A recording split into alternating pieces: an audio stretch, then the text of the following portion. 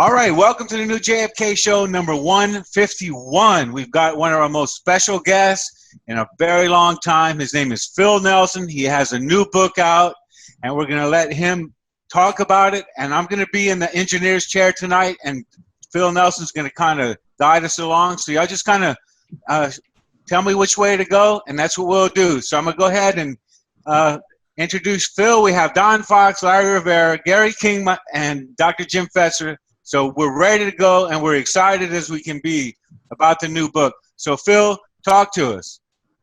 Okay, you might want to put up the first slide that I sent to you, just for the heck of it. I wanted to go through the first four at least, and then that'll get us started, and then we can do whatever you wish after that. Okay. But that's the copy of the new book, and it's coming. Well, it says published date January. I thought I had revised that slide. Is that the first slide or the last? I got it yesterday, and I'm already 1/3. That's the last slide. I'm sorry, that was the last slide. Okay, I forgot to update that. It was supposed to be out January the 1st, but you can see it's June the 8th. That's tomorrow. These things do happen. Yeah, and that's the anniversary. Yeah. The date of this. What they call an incident, the attack on the USS Liberty, which was the most well-planned and unfortunately executed military operation of all time, probably, in terms of the tragedy that occurred. If you want to call it a tragedy, it was by design, though. The whole thing was planned actually for more than 2 years in advance, if you believe that. But it was an integral part of what became the Six-Day War, and that war was what I'm referring to was originally called, the operation was called Frontlet 615, and the 615 meant it was supposed to be for 2.5 years, at least the final months of all that timeline. The idea was that the attack or the war would start on June the 15th. And what went wrong is that it started 10 days early on June the 5th. The Liberty was supposed to be in place on that first day, and it was not, because it was not ordered out. If you want to zip on back to the fourth slide, well, just paste through the first three. Okay, I refer this to this one, or the one? This one? No, the one that you just passed. That one. Okay. On May the 23rd, 1967, that a ship was ordered up from the Ivory Coast. You can see at the bottom that red line where it starts is Abidjan on the Ivory Coast, and it was then they had to tell them to take it at full speed to row to Spain. And that ship was an old Victory ship that was only capable of doing 17 or 18 knots. And it took them a week just to get up to row to Spain. And then it took them another week or so to get in a position where they were supposed to be on the first day of that war that was supposed to start on June the 15th. But because things got out of hand, and the provocations that were put out there to President Nasser, Gamal Abdul Nasser of Egypt, they basically, the plan was to create or to cause him to fall for a trap, and he fell for it more quickly than they thought would happen, and for whatever reason, things just got completely out of hand, and instead of June 15th, Israel began the war on June the 5th, 10 days early. Well, June the 5th, the Liberty was up there in the middle of the Mediterranean. It had not been in position. It was supposed to be part of the action on the very first day. On that first day, Israel attacked Egypt and Jordan and Syria, especially though Egypt on the first day. And it took out almost their entire Air Force on that first day on June the 5th. It was supposed to be right there in the middle of the action and accidentally be shot up, torpedoed, and sunk on that very first day. Well, it didn't happen because the ship was going as fast as it could go across the Mediterranean. It was up there near Tunis, off the coast of Tunisia, on the fifth day. And so, by the time it got in position on the evening, late in the evening of June the 7th, it was coming into position, but it wasn't there until at 6 a.m. on June the 8th. That's when it really got in position off the coast of the Sinai. It was never off the coast of Israel, by the way. It was always off the coast of Sinai. And that's as close as it ever got to Israel. Well, you would think, though, that would have caused all that planning for the attack on the Liberty to be canceled because it was so late in the game. It was almost ridiculous that they were going to go ahead and attack it and then blame it on Egypt, and when Egypt's entire air force had already been taken out. So how could they have been blamed for that is a whole nother question, but be that as it may, that's what happened. And the problem is that, at least in their planning was that it didn't sink. Even after being hit by a torpedo, by the way, that was always blamed on Israel. The whole attack was, of course, blamed on Israel. There was starting at 2 o'clock. This is after about 12 overflights that happened. There you go, right? You can see where the clashes were, the air attack on the left part of the screen there, and then the torpedo attack. The ship was trying to get out of that area as soon as the air attack began, and it managed to get as far up the scale there before it was hit by that torpedo.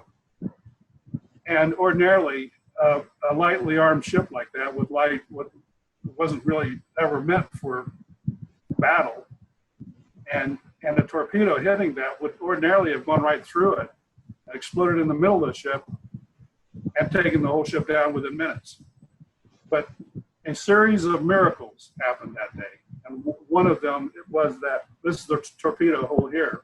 You can see above water what it looked like, but then in dry dock, you can see it below. And that opening at the top where the guy is inspecting at the top, that's just the very top portion of the photos below. You can see what a huge holdout. It was 22 feet in vertically by almost 40 feet wide. Did it go through and through the ship? No, it did not. And that's the point I was getting at. Okay. Because one of the miracles, there was just a series of what these sailors call, the survivors call miracles, occurred when the torpedo hit right on the top of the I-beam, part of the superstructure of the ship, and it caused it to bounce back. Instead of going through the exterior wall and through the bulkhead, it bounced back and exploded outside the ship. And it didn't destroy all of the bulkheads, especially those that in the boiler room. If it would have done that, the water would have rushed in. The cold water hitting the hot boilers would have taken it to the bottom of the ocean, even though the torpedo did not explode inside of it. So this series of miracles, it bounced back, exploded out, didn't take out the bulkheads, except for the front portion of the bow, where the CTs were, the communications technicians, the NSA guys were up there. That caused 25 of them to drown and otherwise be completely obliterated. This is after the fighter jets had attacked it with 30 millimeter cannon fire, heat-seeking missiles, napalm, all of that. There were 850. When they got it up to 850 holes that they had counted, they were ordered to stop counting. So no one really knows how many other holes there were in the ship, but that one would have taken it out. Now, stop there for a second. Right there? No, there. Everyone knew almost immediately that at least 9 guys were killed. That was never in doubt. That was immediately known. And that they knew an unknown number, but it was much greater than 53, were wounded. But these are these were the numbers that were distributed to the press on that day, and on this newspaper you can see that's what was printed right there. Well, anyway, my point here is that these numbers were I don't know where they came from. Probably LBJ himself stated these numbers, but within a few days he had changed them to be 10 killed and 100 wounded. Okay, and that number, even that, was way too low. It was because there were 9 killed right off the bat on the decks. They were sunbathing up on the decks. So within a week, the crippled ship could barely make way, but somehow they ordered it to Malta, and that took 6 days to get up there, and they had to. Well, they just struggled with the rudder because that was broken, and they had to have men back there with huge wrenches and like 4 guys steering the rudder just to get up to that point. Well, anyway, by that point, they knew that there were 34 guys killed because they went below, and that's what they reported. Everybody knew that within a week that there were 34 guys killed, and that there were 171 originally. They readjusted that to be 174 wounded later. So altogether, you have over 200 casualties. But even 4 years, this is what really ices the cake on this duplicity of Johnson, on this point, is that when he had Doris Kearns ghostwrite his memoirs, even then, 4 years later, in 1971, he still reported 10 guys killed, 100 wounded.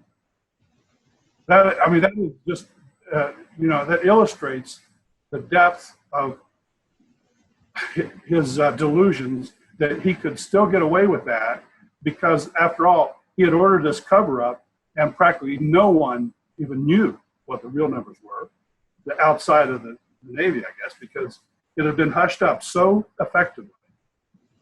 The story, that story is recounted in the book about how let's start with Johnson gave the order to McNamara and the Joint Chiefs to invoke this huge cover-up. And that carried down to Admiral John McCain II, the father of Arizona Senator. And he was the one who basically orchestrated it and made it happen the way Johnson had ordered it from the start. And Phil, if we reverse engineer this, you say it was planned 2 years in advance? It was planned. I think you could argue that it was planned even back in 1965, right after the 64 elections, in other words. So you're saying LBJ was in collusion with Israel in order to take out Egypt and Jordan and Lebanon at the same time, years in advance. But basically, he sold Israel, or Israel sold him, this collusion went on back that early, on the basis that Israel would expand their boundaries. Israel would weaken the immediate neighboring Arab countries, and because Israel would suddenly grow by almost twice after taking lands from Jordan, the West Bank, the Golan Heights from Syria, and then all throughout what was a territory called Palestine that had been there for a couple thousand years. But it was never really a nation as such, as recognized by the UN. And therefore, I guess the feeling was, well, hell, we could just go in there and take whatever we desire, because that's what happened. And the result was, within a week, the land under Israel's control doubled, and it remains in place now. And that's what they call occupied territory. Most of the countries in the UN consider those occupied territories. Israel believes it's all Israel, and I believe that the United States is gravitating, not just gradually, but over the last 50 years, that has become more and more the attitude at the State Department. It's interesting, by the way, the State Department at the time was excluded from all this planning. Gene Rusk had nothing to do with it, and that becomes apparent in his writings, his memoirs, and so forth. And everyone who worked for him in the State Department, other than possibly Bolt Rostow, the brother of Eugene over at the White House, one of Johnson's advisors, who was arguably the most key guy under Johnson. Except for the Rostows, no one at the State Department was really involved in this. They were as confused as everybody else. But that has flipped around in 50 years now. That has completely flipped around. And back in 2004, it's covered in the book, that a State Department hearing was invoked where at least everyone there in attendance, led by the historian, the State Department historian at the time, who was since discredited and is no longer in that capacity. But he led that discussion, and he had the authors of the two primary books that told the Israeli side of the story. One by Michael Oren, who became the ambassador up until about 2 or 3 years ago. He was the ambassador from Israel. And the other one by this guy named A.J. Crystal. And both of them are full of fabrications that were based upon the original report by the Navy, what was called the Court of Inquiry. But it was that Court of Inquiry that Johnson laid out on the others, the Joint Chiefs and so forth, down to McCain. Then McCain had another rear admiral named Isaac Kidd Jr. to conduct the so-called investigation. He gave him 1 week to do what they thought would have taken 6 months. So in 1 week, and he wasn't allowed to interview anybody in Israel, and just the members of the crew. And the idea was, well, what did the crew do wrong to cause all this? In other words, they were trying to blame the victims already. And that's basically, in a nutshell, what the story is all about. It was a brutal attack. The intention was to sink that ship so that Johnson could then claim that it was Egypt, and that was a pretext for him to retaliate against Egypt. And they had already launched A4 and F4 Phantom jets, some of which had nuclear bombs on them, headed for Egypt. They had to recall, so when the ship didn't sink, they had to recall all of that. And yeah, this is the video I was referring to earlier. But before we get to that, let me just finish that thought. So right after the attack, during that attack by the Israeli jets that had been repainted, so there was no Star of David on them. Right. And suddenly they were there in formation, 3 jets in formation, low altitude, zooming right up to Liberty. And this was after 12 or 13 overflights all morning.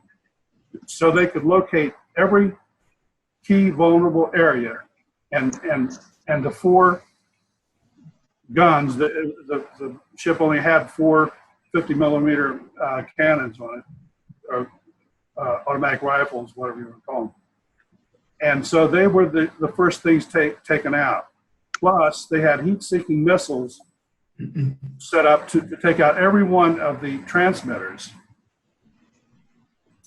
that were then operational. In other words, the transmitters were heated up, and therefore the heat-seeking missiles sought them out and knocked them all out, except for one. I think Larry has a question for you, Phil. Larry, go ahead. No, finish your thought, because I have a couple of items here that I wanted to just ask Phil. But go ahead and finish your thought. Well, okay. Anyway, at that attack, the 9 guys who were murdered were taken out during that first attack. They were up there sunbathing, some of them, and then there were other crew members doing their jobs. And these, quite by surprise, suddenly these 3 Mirage jets were attacking the ship with all this gunfire and cannon fire, heat-seeking missiles, and so forth. In the middle of this attack, which lasted about 10, 12 minutes by the first set of jets, in the middle of this attack, that they had lost the transmitting power, and therefore they could not send a SOS message out, except for the fact that one of those transmitters had not been destroyed because it was taken down for maintenance or whatever. So they fired it back up again, and this guy from San Angelo, Texas, his name was Terry Halbadier, went out on the deck, stretched out a coax cable so that they could hook it into this remaining antenna and the transmitter so that they could get messages out. And if it weren't for him, no one else would have known what was going on, you know, for the duration, and they could have used whatever they wanted to destroy that ship. However, they were aware that the word got out, that somehow they were able to get out this SOS message. And so that just changed the course. That was another miracle. See, just a whole series of miracles. Anyway, so after that, they switched out the first set of fighter jets for a slower, an older fighter jet called the Mystere. And so it was able to approach the ship more slowly and drop napalm, which is gel gasoline, onto the ship and fire at it and create this huge fire that also, you know, killed other guys. So altogether, the point is there were 9 guys killed almost immediately through those. And as soon as that was over, that part was over, then well orchestrated. This is all going on as though, you know, this is a very well planned operation. It was not just some, slapped together plan. 3 motor torpedo boats arrived on the scene right on cue. They started firing at the ship as well, and they started firing torpedoes. They fired the first torpedoes within 30 to 35 minutes, and then there was a 5th torpedo that was shot, and most people over the years have assumed that was also shot by one of those torpedo boats. However, that video that I referenced earlier, Gary, if you want to play the first 4 minutes and 45 seconds of that, this is going to be a very interesting little thing. This, by the way, this was only went public last week. That's the reason that I did not name him in the book, because it was kind of it was not public. So anyway, go ahead with this, and listen. The crew was threatened, okay? It was 2 days or 3 days after I got out of intensive care. Master at Arms come up and said, there's a 3-star admiral downstairs and wants to talk to you. So he wheeled me downstairs and pushed me in this room. It was about a 10 by 10 foot room. And then they left, and the door opened up, and here's this 3-star admiral, Admiral Isaac Kidd. And then he closed the door and he said, are you Richard Larry Weaver? I said, yes, I am, sir. And he turned and deadbolted the door. I got a little concerned then. And he said, I'm going to take my stars off now. He took the stars off, put them on the table. He said, tell me what you saw on June the 8th. And I told him where I was, and, you know, like I just told you. And then when I was done telling him, he put his stars back on. He said, okay, I'm an admiral again. He said, if you tell anybody, your mom, your dad, your wife, anybody about this, you'll be put in jail or in prison, he said. Put in jail or lose the key or worse. That's a 3-star admiral. I'm 21 years old. I'm still fighting for my life. And then he left. Anyhow, I wouldn't close my eyes because I just felt like, man, I close my eyes, I'm never going to wake up. And we were there 17 hours. 17 hours before they came to help us. Johnson was waiting for us to sink. And he'd say and talk up, no man left behind. I get so damn tired of that. I mean, you read about it, hear about it. If a pilot goes down off an aircraft carrier or whatever, they'd look for days or weeks even, and they should. But here Johnson's writing off the whole ship's company. He stated in the Oval Office to Admiral Moore and some other ones, he wants that ship on the bottom and every sailor killed. That was his quote. We want to testify what happened, because all Washington has done for 50 years has taken the word of the enemy, and the enemy just happened to be Israel. And that's all political and everything else, just like ours is political and everything else. It's not what's true about Americans. It's what's true about Washington, what's true about the government of Israel, and what's true about Israel and my own government together. Because, in my opinion, Johnson and Diane set this up because they hit us with rocket and armor-piercing munitions. That opens up the holes in the ship. Then they hit us with napalm, which is gel gasoline, for those that don't know. That starts to burn the ship within. And then they had torpedo gunboats come and fire torpedoes. And what's really bad is they missed with every torpedo they fired. They had French-built torpedoes. And we had an American submarine, nuclear submarine, off our starboard bow, about a mile and a half out. I found this later, every intelligence ship has a watchdog submarine keeping watch over the intelligence ship. And this was hearsay, and I don't know, it might be true. If it is true, they probably burned the doggone tapes, but I was told that they were filming the attack through the periscope. But they missed with all their torpedoes. But the USS Amberjack, 2 guys stepped forward, they made some tapes, and one testified that he got the order to arm a torpedo. And he thought, what the hell are we arming a torpedo for? The other guy was in charge of pushing the red button on the bridge to fire the torpedo. And they got the order from Johnson, and they fired the torpedo because they were under orders. They didn't have any choice in the matter. Under orders, and that's the torpedo that hit the USS Liberty. Our own American ship fired upon us when they missed with all their torpedoes, and Johnson wanted us on the bottom. That's why. I didn't want to go. That's pretty shocking, Phil, that it was a U.S. torpedo that hit the Liberty. That's quite shocking. Well, that's the reason, basically, I decided I wasn't through. When I wrote about this story back in my last book, the Colossus book, I started learning other things that I wasn't even aware of, including this. And that was a very hush-hush thing. And some of the other survivors, some of the more, shall we say, establishment types, simply did not want that story. They can't quite believe that their president would be that demented.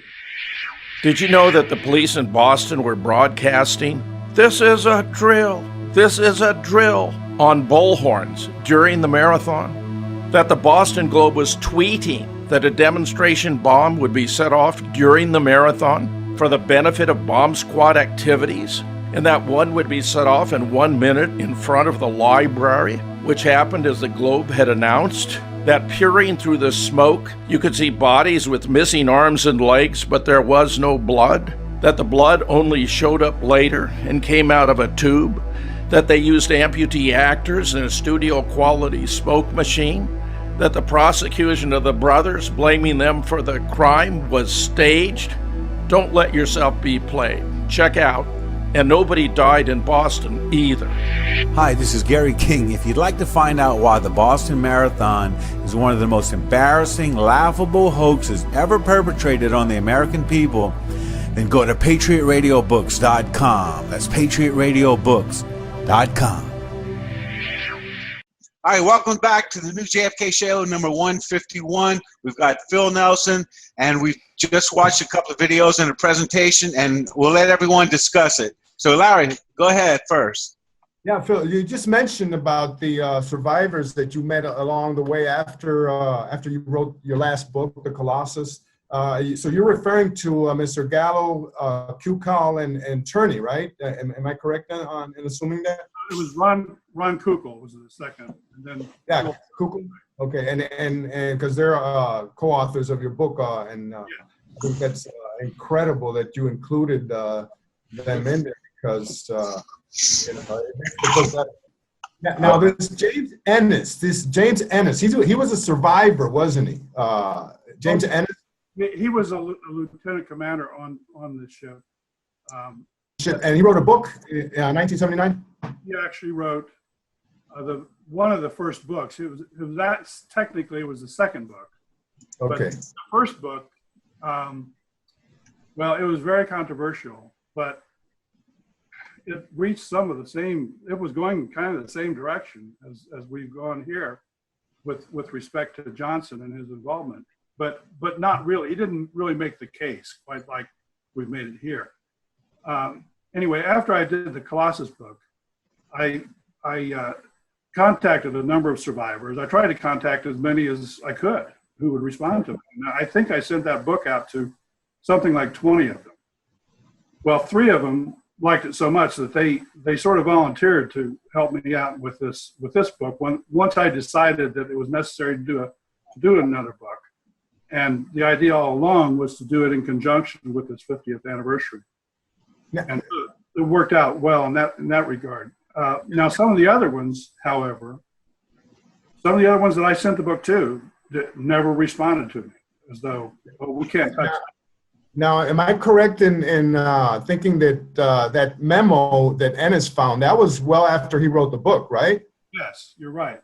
The 303 committee book. Can you tell us about that? I think that's one of the most incredible finds, and I think maybe you can explain to the audience, what that was all about and where it was found, and that's a great story right there in the book there. Yeah. The thing about that memo is, first of all, it had to have been after he published his book, because there's no mention whatsoever in his book, which is published in 1980. And I believe he went to the LBJ library doing further research and somehow stumbled across a misfiled document that was supposed to be top secret. It was supposed to be in some other file that had been marked top secret, but somehow it got that just one single memo. And it's the only memo that exists that anybody has ever seen that came from that 303 committee. And in that, I believe is again in 1988 or so, he saw that. And the only place I've ever seen it mentioned previously was in video Dead in the Water, which was an excellent video. Yeah, Dead in the Water. I love it. Now this 303 committee, they used to meet right next to the White House, right? In the EOB, the Executive Office Building, right next door. It was a committee that, well, under Johnson's reign, it was called the 303 Committee. Under President Kennedy's, the same kind of a committee was called the Special Group, and then it was called Special Group Augmented when Bobby Kennedy was named to go. And that was real top secret stuff. What exactly did the 303 committee memo state? What exactly? What's the information in there that's so important? Well, it was basically some of the minutes that came out of a meeting that occurred back on April, I think it was the 27th of 67. So here it was a couple of months before the attack. And it's right. hard copy evidence of the fact that it was discussed back then, and someone had written on that memo. I know, in handwriting, yeah. Submarine and UAR waters. UAR Right. meant United Arab Republic, which was the title of the combination of Egypt, Syria, and Jordan, because they had a mutual defense treaty.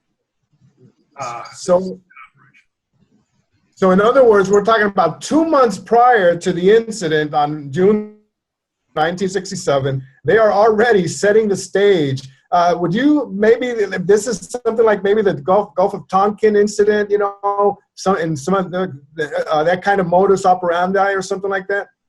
Right. I think that the basic gist of our book is that somewhere in 1965, they began planning for this operation, which was always designed to be portrayed as a spontaneous war that actually Egypt started. Okay, they're trying to put the blame on Egypt for the very first, and it was never.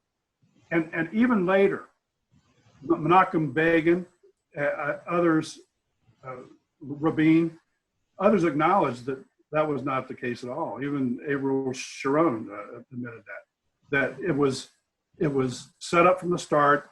Moshe Dayan even admitted that it was all a result of these provocations that Israel started on all three of these neighboring countries in order to provoke them, get them agitated enough to finally do something that would ignite this war. So it was all laid out in a number of other books, and I brought them all together. And this book was based upon many other books, including, most importantly, Peter Hounan's book, Operation Cyanide, because Hounan is the same guy that did that video, did the basic research that we have taken one step further. In other words, even Hounan was going in the direction that there was something wrong in the White House, that there's all kinds of evidence that they had their fingers in it. That is, that 303 committee had their fingers in it the whole time. That committee, by the way, was primarily run by Walter Rostow, and there were other men on the committee, including Richard Helms, CIA, and others. There was a guy named Foy, I can't remember his last name, but he had been the ambassador to the Soviet Union before, and he was brought back, and both of the Rostows were on that committee, both Eugene and Walter. I'm trying to think obviously McNamara was there. McNamara was, I think, involved in all of this, and years later, he denied knowing any of it. Phil, before I bring in Don, who's been very patient, do you think, therefore, that McNamara was aware JFK was going to be hit? Well, now that's a good question. I would hate to venture a guess on that, but I will tell you this: McNamara was always the consummate yes man. In other words, he would deliver whatever a president, whether it be Kennedy or in Johnson's case, that in fact he felt very strongly about it, that he couldn't understand, couldn't comprehend how a democracy, a constitutional republic could exist if the key people working for the president did not support everything he did. And that extended to, he must have known, like so many others that we show in the book, knew that Johnson was a psychotic. He was a demented, psychotic, narcissist, and so forth. That how McNamara, who was always portrayed as one of the best and brightest, brilliant guy, how he could not understand that is beyond me. But that's Don, I'm sure, had several questions for you, Phil. Sure, Don. Yeah, Phil, okay, so the Liberty incident and then the 6-Day War that ensued, that whole war was to expand Israel's borders. And this is a pattern we've seen going on with wars and Israel expanding for a long time. I mean, the net result of World War I and World War II was really the creation of Israel.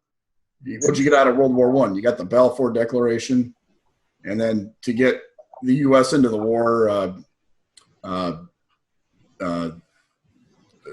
there was a deal there, and then Israel was created in 47 or 48. Yeah, there's a good book called The Hidden History that goes through all that, and it's on my reading list, but I know enough about it to offer that comment. But it turns out that it's as provocative a book as my own here in that respect. And in other words, it reveals a lot of the hidden real reasons for World War I, and it wasn't just the assassination of the Archduke or whatever. Ferdinand. Yeah. Yeah, and then look at the wars that have ensued. We've got the 9/11 attack was Israel.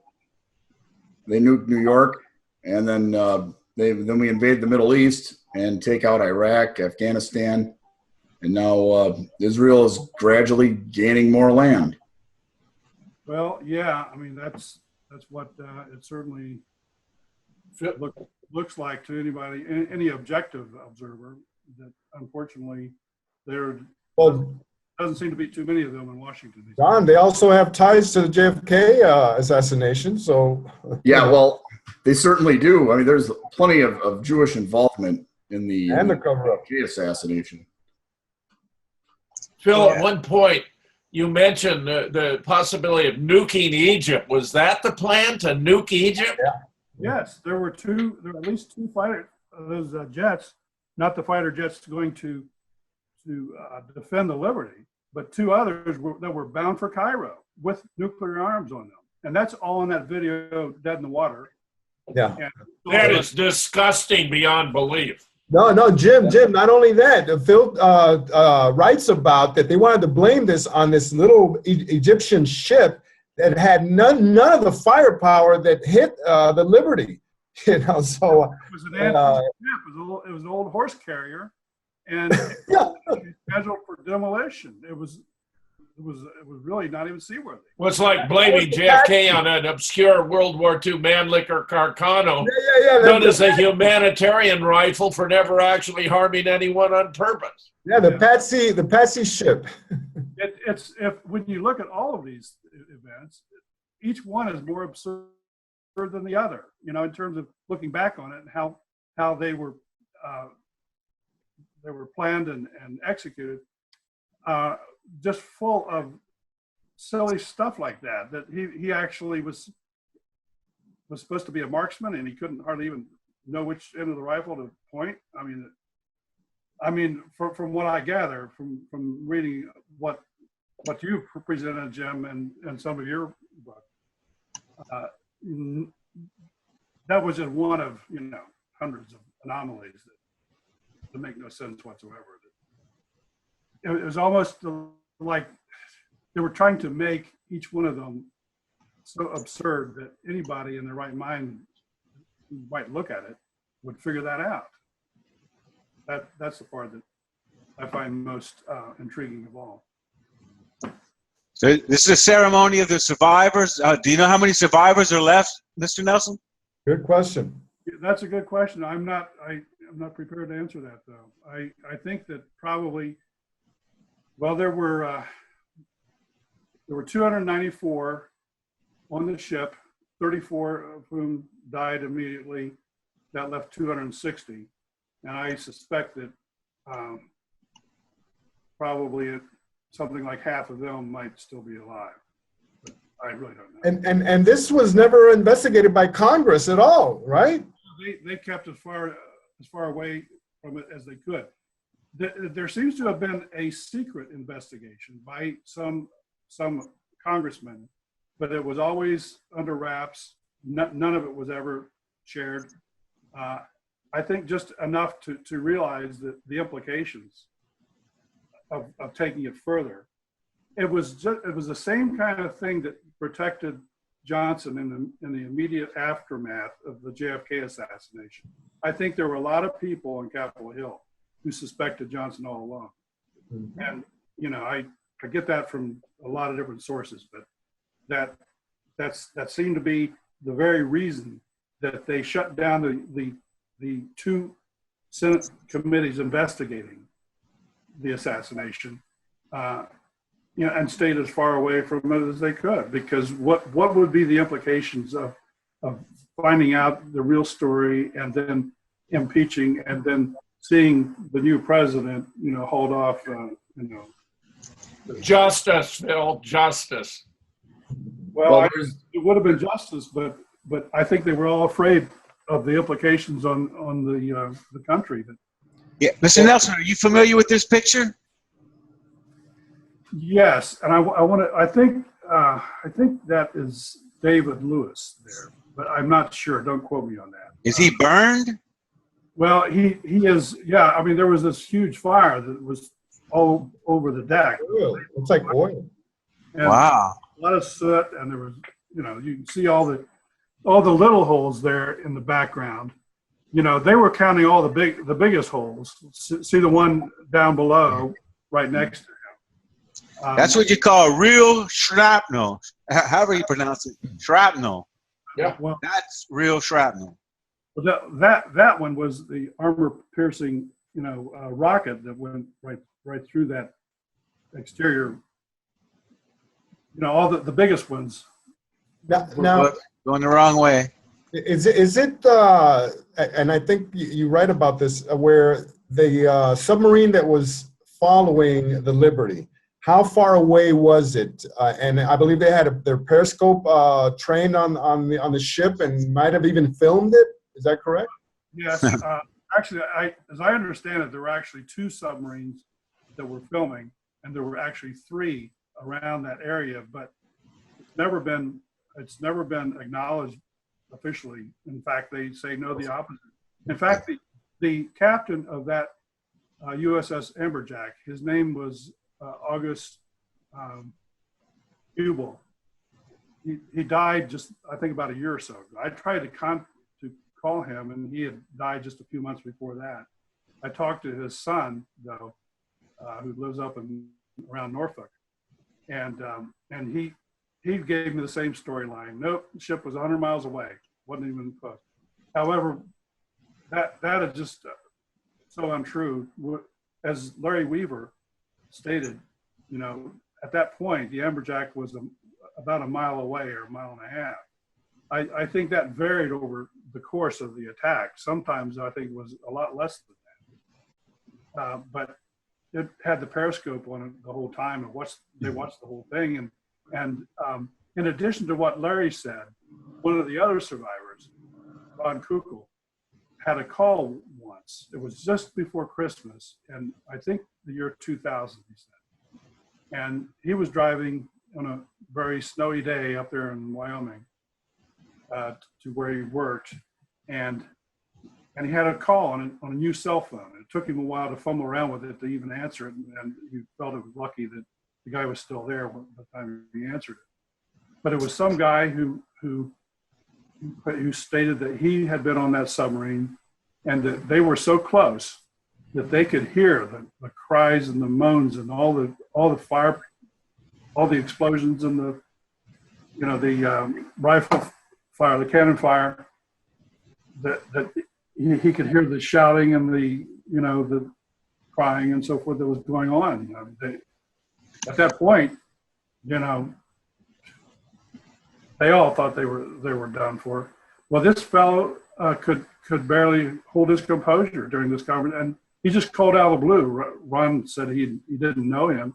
He didn't release his name, so I don't know who it was, but it was some sailor who was on there and claimed that everybody on that ship knew what was going on. Yeah, so the official story is that they mistook the ship for a. It was supposedly a case of mistaken identity, that they could actually confuse that with the old Egyptian horse carrier that was about half the size and length And in displacement, it was more like a quarter of the size. It was a much smaller ship. Didn't have all. I've read the transcripts of the pilots who they're command and control, and they were saying it's flying an American flag, and they were directed to attack it anyway.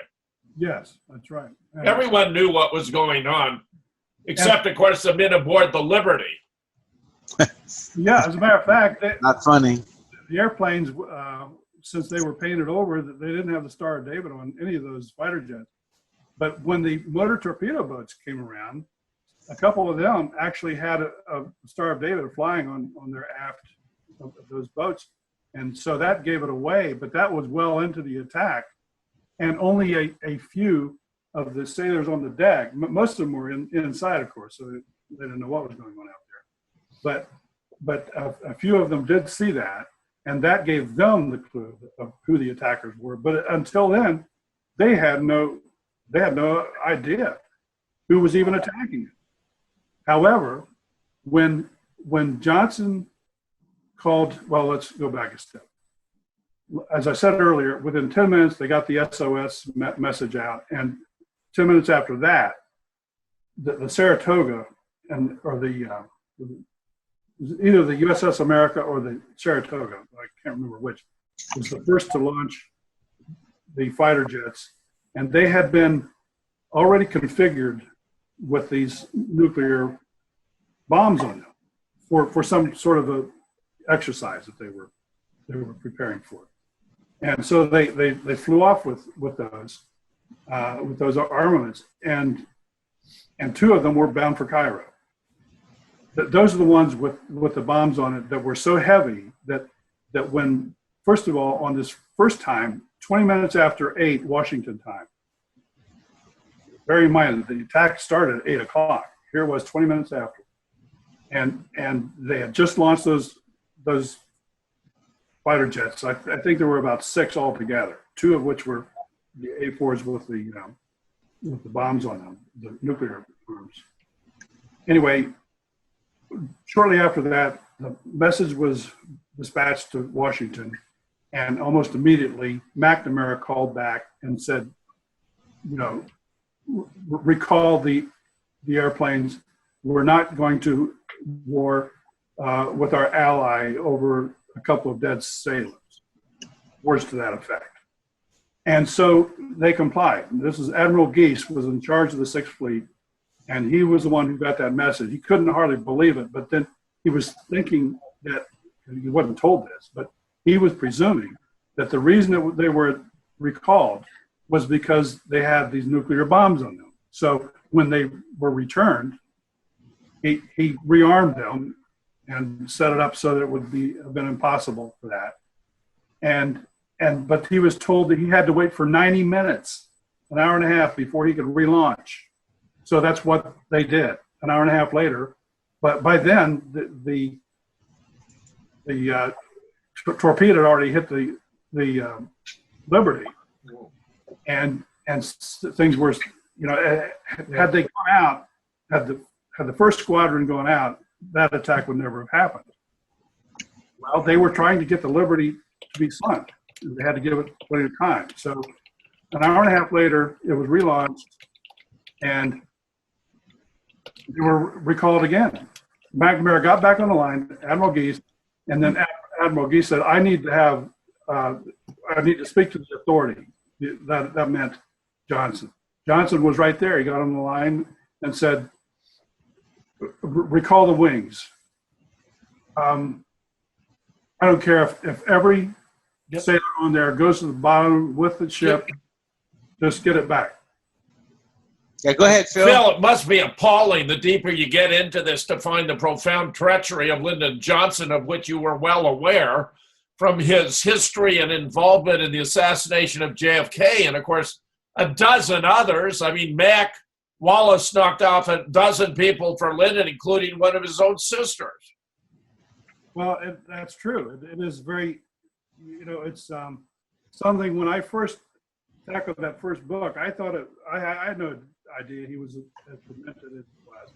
I knew that I never trusted him because I knew that from the very get-go, even before JFK was assassinated, that he was was a criminal. He associated with a lot of criminals, and it was even in all the magazines back when, Life and Look and whatever.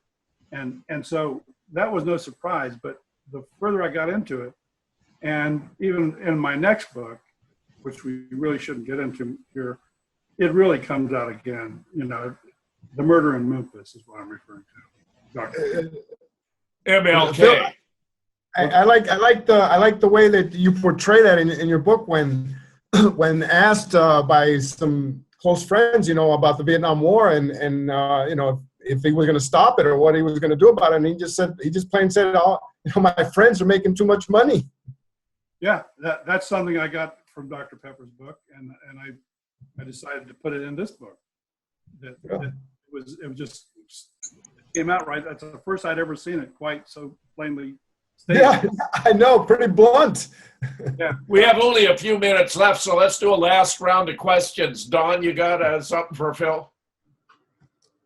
Well, I was going to say there's a pattern of, you know, these Israeli terrorist attacks on the United States, and then the subsequent investigations are basically stillborn.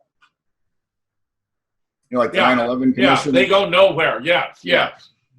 Well, I think that you know, anyone who understands what's going on in Congress would understand that Israel has tremendous influence, and the problem that we are faced with today is that you can't even discuss anything about Israel that might be perceived of the tiniest bit negative without being called an anti-Semite.